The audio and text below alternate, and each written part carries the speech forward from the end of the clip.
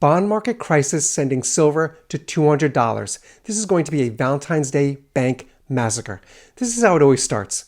Quiet stress, small cracks, movements that most people ignore because they're distant, they're boring, they're technical. Well, check this out. If you're interested in silver, click that link in the description. Money Metals is holding this contest. They're giving away 20 Silver Eagles. Every month they hold this contest.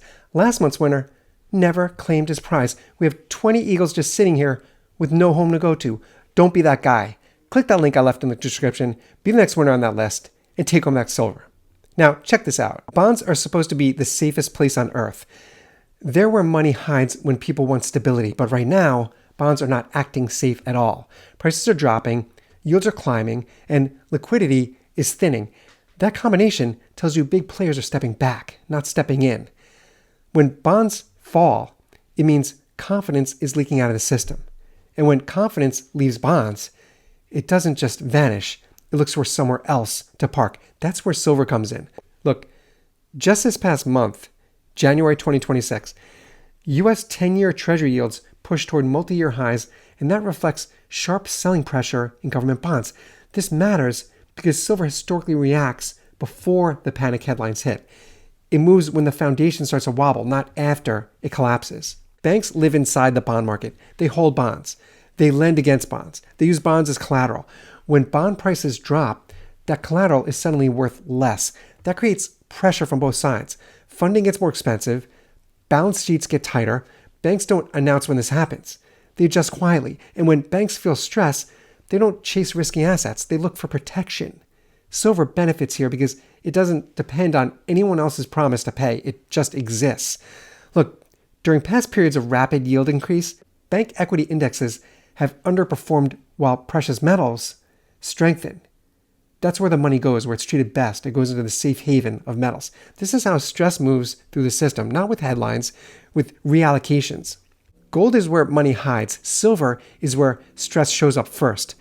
Silver's market is smaller. It's thinner. It's more sensitive. That's why silver doesn't creep higher during financial stress. It actually snaps. That's what we're experiencing. Once pressure reaches a certain point, short positions get forced out, liquidity dries up, and price jumps in chunks, not steps. This is why major silver runs look violent in hindsight. They don't give polite warnings. Look, in past bond-driven stress periods, we've seen this before. Silver's posted multi-week gains of 30% or more in these compressed timeframes. 30%. Just look what we've experienced the past 3 months, 4 months. Skyrocketing silver prices. When bonds lose trust and banks feel squeezed, silver doesn't wait for confirmation. It moves first. This isn't about fear, it's about pressure. Bond markets crack quietly, banks adjust silently. Silver reacts with these violent surges in price. That's why we built our membership. Here's what it actually does. Members get execution alerts, not hype, not noise, just clear signals that say, this is when waiting stops helping. That alone saves people from months of second guessing. Third, we track dealer premiums for you. Spot price is only half the story.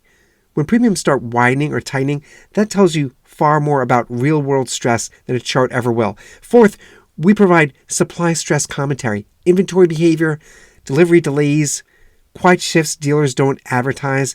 These are the things that matter before price reacts. Fifth, and this matters a lot, members get exit signals.